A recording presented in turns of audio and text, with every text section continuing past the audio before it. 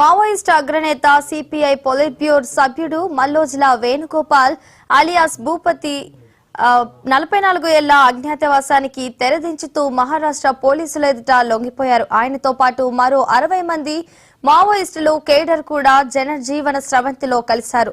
ఈ లొంగుబాటు కార్యక్రమం మహారాష్ట్రలోని గడ్చిరోలిలో ముఖ్యమంత్రి దేవేంద్ర ఫడ్నవీస్ సమక్షంలో జరిగింది. మల్లోజుల తుపాకులు అప్పగించగా సీఎం వారికి రాజ్యాంగ ప్రతిని అందజేశారు.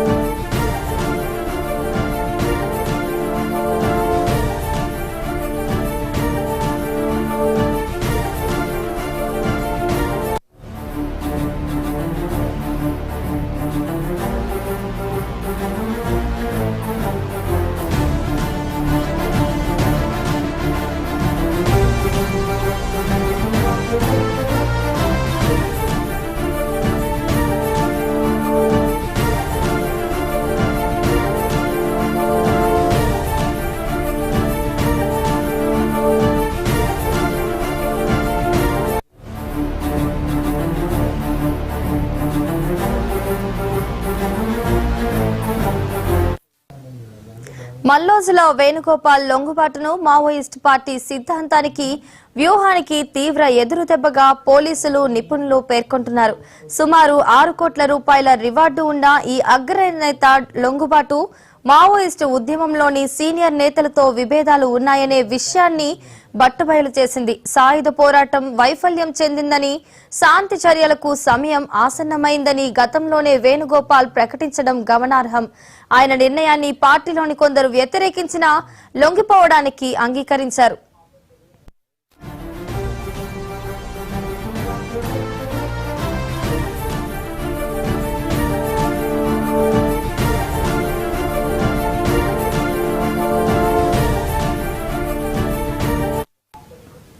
మల్లోజుల వేణుగోపాల్ తెలంగాణలోని పెద్దపల్లి జిల్లాకు చెందినవారు. ఆయన సోదరుడు మల్లోజుల కోటేశ్వరరావు కూడా మావోయిస్ట్ పార్టీలో అగ్రనేతగా కొనసాగి ఎన్కౌంటర్ లో మృతి చెందారు. వేణుగోపాల్ తన 60 మంది సహచరులతో లొంగిపోయారు. వీరిలో దండకారణ్య ప్రత్యేక జోనల్ కమిటీకి చెందిన కీలక సభ్యులు ఉన్నారు. లొంగిపోయిన మావోయిస్టులు దాదాపు 54 ఆయుధాలను, AK-47 ఇన్సాన్స్ రైఫిళ్లతో సహా పోలీసులకు అప్పగించారు.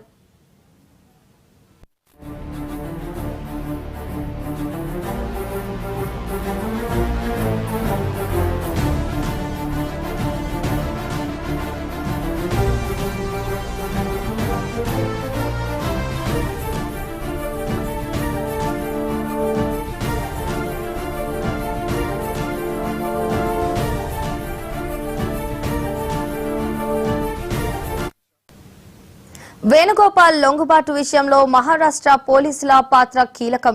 ఆయన భార్య తారక కూడా ఈ ఏడాది జనవరిలో ముఖ్యమంత్రి ఫడ్నవీస్ ఎదుటే లొంగిపోయారు. వేణుగోపాల్ లొంగుబాటు కోసం గత కొన్ని రోజులుగా మధ్యవర్తుల ద్వారా చర్చలు జరిగాయి. ఇక ఇదే అంశానికి సంబంధించి మరింత సమాచారాన్ని మా ప్రతినిధి శ్రీనివాస్ అందిస్తారు. శ్రీనివాస్, చెప్పండి. ముఖ్యంగా మావోయిస్ట్ పార్టీ చరిత్రలో ఒక పేజీ లిఖించబడ్డదిగా చెప్పుకోవచ్చు. ముఖ్యంగా మావోయిస్ట్ పార్టీ అగ్రనేతల్లో ఒకరిగా ఉన్నటువంటి Mallojula Venugopal alias Sonudada alias Bhupathi alias Vivek పార్టీకి అనేక రకాలుగా చేదోడు వాదడుగా ఉండి ముఖ్యంగా పీపుల్స్ వార్ పార్టీ నుంచి మావోయిస్ట్ పార్టీ ఏర్పాటులో కీలకమైనటువంటి వ్యక్తిగా ఉన్నటువంటి మల్లోజుల వేణుగోపాల్ ఈ రోజు మహారాష్ట్రలోని గడ్చిరోలి జిల్లాలో మహారాష్ట్ర ముఖ్యమంత్రి దేవేంద్ర ఫడ్నవీస్ ఎదుట తన ఆయుధాన్ని అతనికి అప్పగించి లొంగిపోయినటువంటి పరిస్థితి ఈ రోజు మనకు కనిపించింది. తనతో పాటుగా మరో 60 మంది మావోయిస్టులు కూడా ఈ యొక్క లొంగుబాటులో పాల్గొనడం జరిగింది. ముఖ్యంగా రాడికల్ స్టూడెంట్ యూనియన్ నుంచి తన ఒక ప్రస్తావాన్ని ప్రారంభించినటువంటి మల్లోజుల వేణుగోపాల్ ముఖ్యంగా మా పీపుల్స్ వార్ లో కూడా కీలకమైన నేతగా ఎదిగాడు. ఆ తర్వాత పీపుల్స్ వార్ రూపాంతరం చెంది మావోయిస్ట్ పార్టీగా ఏర్పడిన తర్వాత కూడా అందులో కూడా కీలకమైన వ్యక్తిగా ఉన్నాడు. పొలిట్ బ్యూరో సభ్యుడిగా కొనసాగుతున్నాడు.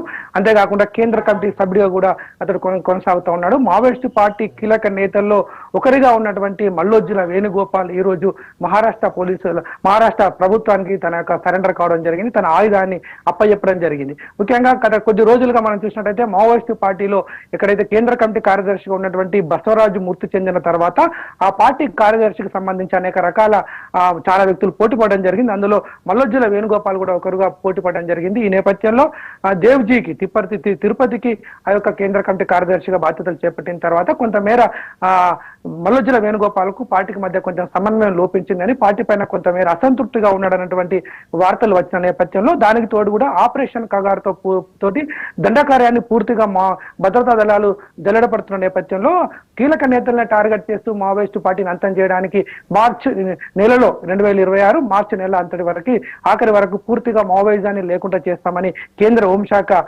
మంత్రి అమిత్ షా చెప్పిన విధంగానే ఆపరేషన్ కగార్లో భాగంగా భద్రతా దళాలు పూర్తి స్థాయిలో దూకుడు పెంచడం జరిగింది.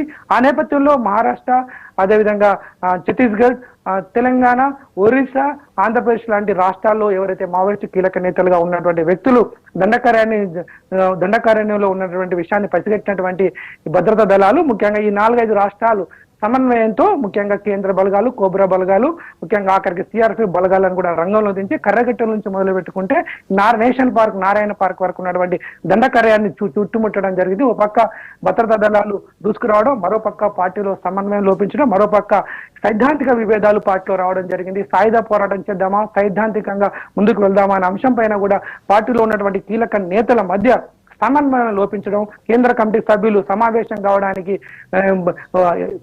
కావడానికి కూడా పరిస్థితులు అనుకూలించకపోవడంతో ఒకసారిగా పార్టీలో ఉన్నటువంటి కీలక నేతల మధ్య సమన్వయం లోపించడం జరిగింది. అందులో భాగంగా దేవ్జీ, ఇడ్మా లాంటి వ్యక్తులు పూర్తిగా సాయుధ పోరాటం వైపు వెళ్ళడం, ముఖ్యంగా మల్లోజ్జుల వేణుగోపాల్ లాంటి వ్యక్తులు ముఖ్యంగా సైద్ధాంతిక పోరాటాన్ని వైపు వెళ్ళడం, ముఖ్యంగా పార్టీకి ప్రజలకు మధ్య సమన్వయం లోపిస్తున్నటువంటి విషయాన్ని ప్రస్తావించే ప్రయత్నం చేయడం, ఈ మధ్య ఇదే అదునుగా భద్రతా బలగాలు పూర్తిగా చుట్టుముడుతున్న నేపథ్యంలో ఒకసారిగా పార్టీలో లుకలుకలైతే వ్యాపించి చెందని చెప్పుకోవచ్చు. ఈ నేపథ్యంలో మల్లోజ్జుల వేణుగోపాల్ మాత్రం లొంగుబాటు దిశగా వెళ్ళడం జరిగింది. ముఖ్యంగా శాంతి చర్చలు చేపట్టాలని చెప్పేసి కూడా మావోయిస్టు పార్టీ భావించిన నేపథ్యంలో బసవరాజు మృతి చెందిన తర్వాత ముఖ్యంగా శాంతి చర్చల వైపు పార్టీ ఉన్నప్పటికీ కూడా ఆయుధాలు విడి శాంతి చర్చల వైపు వెళ్లాలని మల్లోజ్జుల వేణుగోపాల్ చేసినటువంటి ప్రకటన పార్టీలో పూర్తి స్థాయిలో విభేదాలకు తారతీయడం జరిగింది. సుమారుగా 22 పేజీలతో మల్లోజ్జుల వేణుగోపాల్ అయితే పార్టీలో ప్రస్తుతం జరుగుతున్నటువంటి పరిస్థితులు, పార్టీకి ప్రజలకు మధ్య ఏ విధంగా సమన్వయం లోపించింది, ముఖ్యంగా పార్టీలో ప్రస్తున్నటువంటి పరిస్థితులు ఏంటి,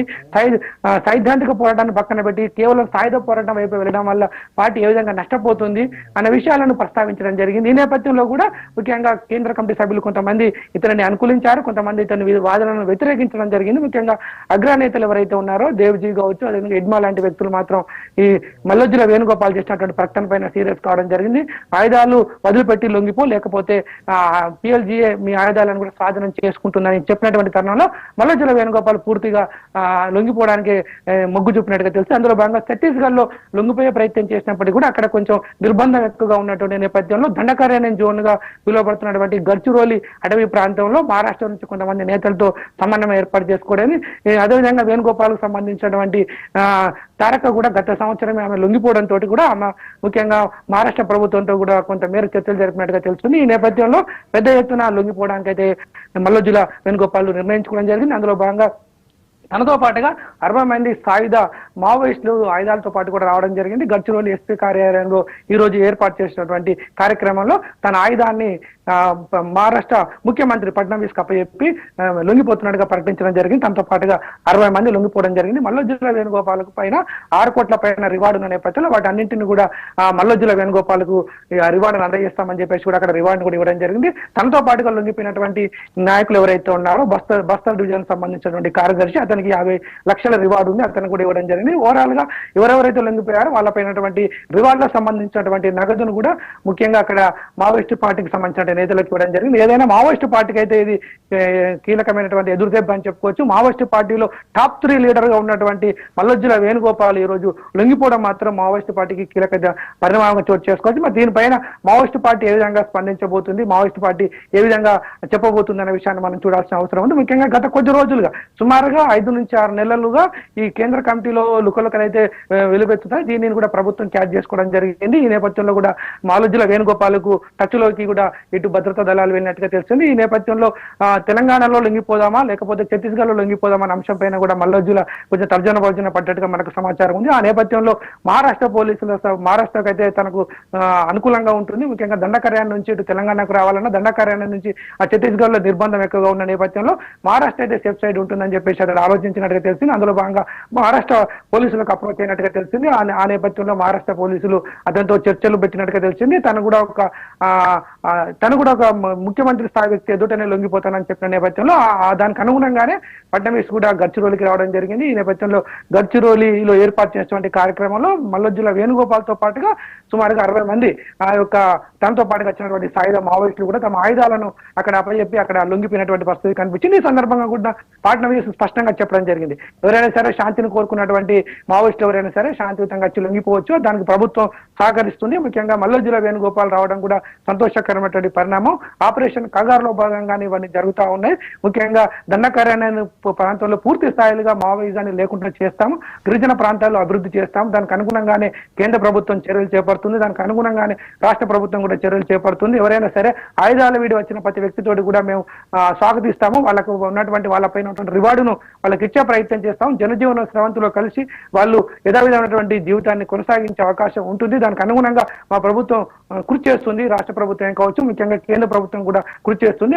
అదేవిధంగా ఆయుధాలను వీడైనంత వరకు మా పోరాటం కొనసాగుతుంది అన్న విషయాన్ని కూడా స్పష్టంగా ఫడ్నవీస్ చెప్పడం జరిగింది. ముఖ్యంగా మావోయిస్టు ఆలోచించుకోవాల్సినటువంటి పరిస్థితి ఎదురైందని చెప్పేసి కూడా చెప్పడం జరిగింది. మరోపక్క మాత్రం మావోయిస్టు పార్టీలో మాత్రం ఇది పెద్ద ఎదురుదెబ్బగానే మనం పరిగణించవచ్చు. ముఖ్యంగా పోలిట్ బ్యూరో స్థాయి వ్యక్తి ఈ విధంగా లొంగిపోవడం అయితే పార్టీకి ఎదురుదెబ్బగా చెప్పుకోవచ్చు. కీలకమైన వ్యక్తిగా ఉన్నాడు. అదేవిధంగా అభయ్ పేరు మీద మావోయిస్టు పార్టీ యొక్క సిద్ధాంతాలకు సంబంధించి మావోయిస్టు పార్టీకి సంబంధించినటువంటి విషయాలను ప్రజలకు తెలియపరచడమే కావచ్చు, ముఖ్యంగా ఆ పార్టీ యొక్క విధి విధానాలను ప్రజలకు కావచ్చు పత్రికలకు కూడా చేరవేసేటువంటి కీలకమైనటువంటి పదవిలో కూడా అభయ్ ఉండడం జరిగింది. ముఖ్యంగా ఆజాద్ మరణించిన తర్వాత అభయ్ పేరు మీద అతడు ఈ లేఖలు రాయడం జరుగుతూ ఉంది. ముఖ్యంగా మావోయిస్టు పార్టీ ప్రింట్ అంటే ముఖ్యంగా వాళ్ళ యొక్క సిద్ధాంతానికి సంబంధించినటువంటి ప్రాచుర్యం చేసినటువంటి విషయాలకు సంబంధించి కూడా అతడు ప్రింట్ చేసేటువంటి అందులో కూడా కీలకమైనటువంటి బాధ్యతల్లో కూడా మల్లోజుల వేణుగోపాల్ ఉన్నారు. ముఖ్యంగా కేరళ నుంచి గోవా వరకు ఆ కారిడార్ మొత్తం కూడా మల్లోజుల తన కనసైగల్లో నడిచేదనేటువంటిది ఒక ఉంది. ముఖ్యంగా మల్లోజుల వేణుగోపాల్ మల్లోజుల కోటేశ్వరరావు కూడా మావోయిస్టు పార్టీలో కీలక నేతగా ఉండి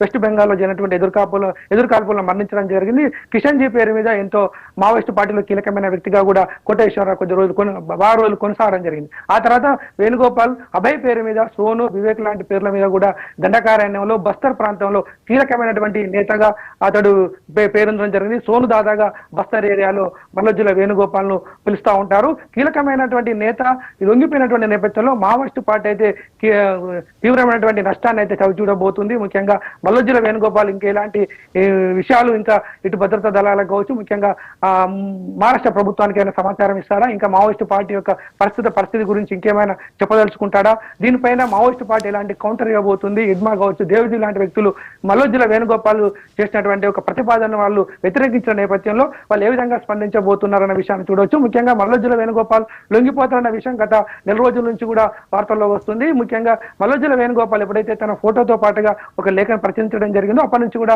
మల్లోజుల వేణుగోపాల్ పార్టీకి దూరంగా ఉంటున్నాడు అన్న విషయాన్ని అయితే పార్టీ కూడా ప్రకటించినటువంటి నేపథ్యం ఉంది. ముఖ్యంగా మల్లోజుల వేణుగోపాల్ ప్రభుత్వానికి ముఖ్యంగా మావోయిస్టు పార్టీ అయితే జనతా సర్కార్ అయితే ఏదైతే దండకార్యాలను నిర్వహిస్తుందో వాళ్ళు ఇచ్చినటువంటి పట్టాలు కూడా ప్రభుత్వంలో ఇప్పుడు వెసులుబాటు కావడం లేదు. ముఖ్యంగా ఆధార్ కార్డు లాంటి వాటి కూడా ఆదివాసులు తీసుకోవద్దని చెప్పడం జరిగింది. వాటిని వాళ్ళు దొంగచాటుగా తీసుకునే ప్రయత్నం చేయడం జరిగింది. ప్రజలను కలుపుకోకుండా ఉద్యమం చేసినట్టయితే ఎన్ని రోజులైనా ఈ నిర్బంధంలో ఉద్యమాన్ని ముందుకు సాగించలేము. కాలానుగుణంగా పార్టీ కూడా మారాల్సినటువంటి పరిస్థితి ఉంది, కాలానుగుణంగా మనం ప్రజలకు వెళ్లాల్సినటువంటి పరిస్థితి ఉంది అనే విషయాన్ని మల్లోజుల వేణుగోపాల్ తన లేఖల ద్వారా చెప్పే ప్రయత్నం చేయడం జరిగింది. అయితే నిర్బంధం ఎక్కువైతున్న నేపథ్యంలో మల్లోజుల వేణుగోపాల్ పోరాటం చేయలేకనే ఇలాంటి కామెంట్స్ చేస్తున్నాడని చెప్పేసి కూడా పార్టీలో ఒక వర్గం దీన్ని తీవ్రంగా విమర్శించినటువంటి పరిస్థితి కనిపిస్తుంది. మరి మల్లోజుల వేణుగోపాల్ లొంగిపోయిన తర్వాత ఇంకెవరైనా కీలక నేతలు లొంగుబాటులో ఉండే ప్రయత్నం ఉందా, ఇంకెవరైనా మరికొద్ది రోజుల్లో లొంగిపోతారా, మరి పార్టీ దీనిపైన ఏ విధంగా స్పందిస్తుంది అనే విషయాన్ని మాత్రం మనం ఎదురు చూడాల్సినటువంటి పరిస్థితి ఉంది. శ్రీవల్లి.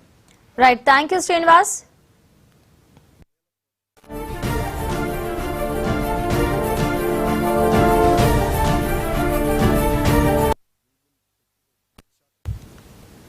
బులెటిన్లో షార్ట్ బ్రేక్ తీసుకుందాం.